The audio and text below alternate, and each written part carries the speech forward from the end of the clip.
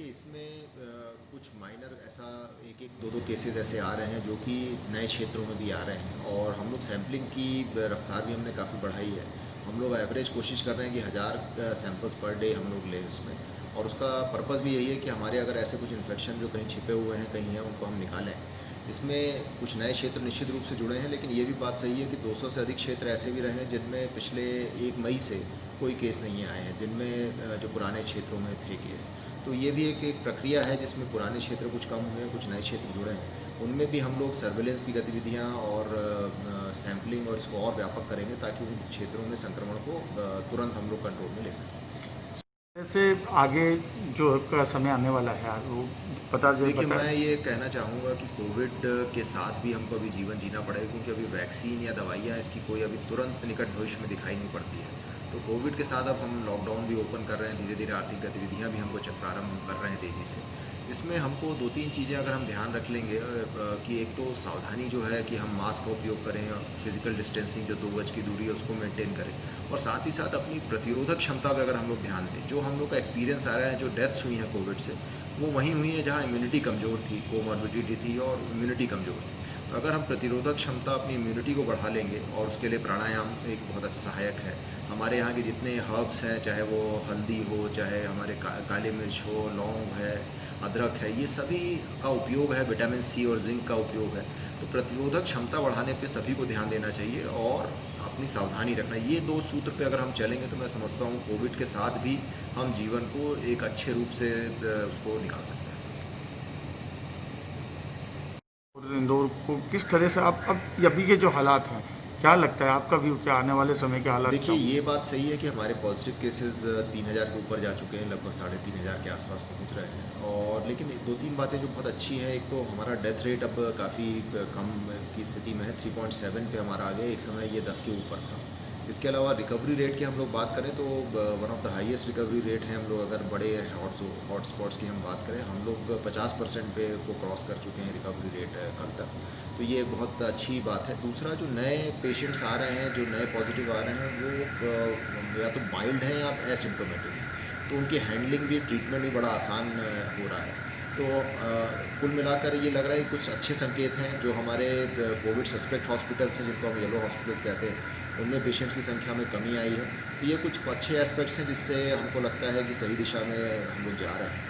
Fever clinic पे अब हम लोग एक नया फोकस कर रहे हैं, जिससे सभी एरियाज़ में फीवर क्लिनिक में फ्लू, जो भी इस तरह के सिम्टम्स वाले लोग हैं, वो बहुत आसानी से वहाँ पे आ सकेंगे, और उनके माध्यम से हम पता भी लगा सकेंगे अगर कोई कहीं पे इन्फेक्शन है तो उसको निकाल कर ट्रीट कर पाएँ। जो क्लिनिक में दवाइयों की, आयुर्वेदिक दवाइयों की बात चल रही थी, उसमें कुछ अभी कुछ शुरू किया है आपने?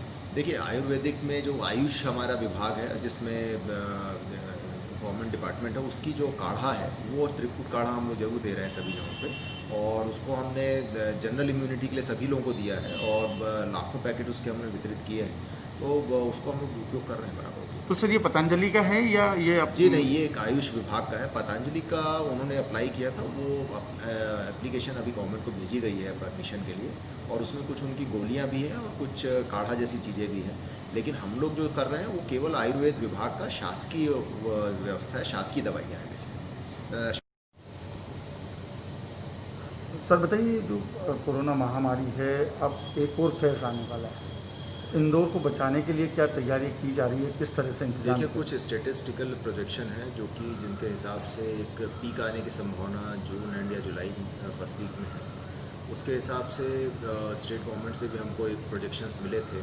उसकी जो तैयारी है उसमें अलग अलग नेचर के बेड्स की अवेलेबिलिटी हम देख रहे हैं कि कोविड केयर सेंटर DCSC और DCH लेवल पे 13,000 के करीब बेड्स की उपलब्धता हम लोग प्रयास कर रहे हैं। इसमें 10,000 बेड्स तो आइसोलेशन बेड्स विदाउट ऑक्सीजन रहेंगे, जो कि CCC लेवल पे रहेंगे, क्योंकि 80% जो मरीज आ रहे हैं वो एसिम्प्टोमेटिक या माइल्ड सिम्प्टोमेटिक हैं, जो CCC लेवल के हैं। इसके अलावा ऑक्सीजन के साथ जो बेड्स हैं, आइसोलेशन बेड्स विथ ऑक्सीजन, वो 2,000 के करीब हम लोग व्यवस्था कर रहे हैं। इसमें अभी जितने उपलब्ध हैं, उसके अलावा हम लोग MYH के 4 फ्लोर्स दे रहे हैं, जहाँ पे 500 बेड्स ऐड करेंगे। इसके अलावा सुपर स्पेशलिटी में हम लोग करीब 400 बेड्स ऐड करेंगे। MRTB में हम लोग 30 बेड्स और बढ़ा रहे हैं, और ऑक्सीजन वाले बेड्स करीब 70 बढ़ा रहे हैं। MTH में भी 100 बेड्स हम लोग ऑक्सीजन वाले बढ़ा रहे हैं।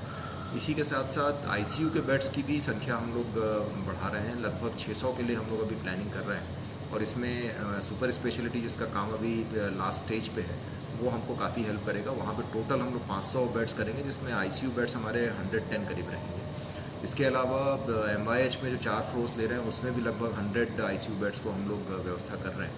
तो कुल मिलाकर जो हमारे red hospital, Covid hospital, Aurobindo, index और उसके बाद हमारे सरकारी हॉस्पिटल मिलाकर प्रयास यही है कि 600 प्लस हम लोग आईसीयू बेड्स की भी व्यवस्था करें।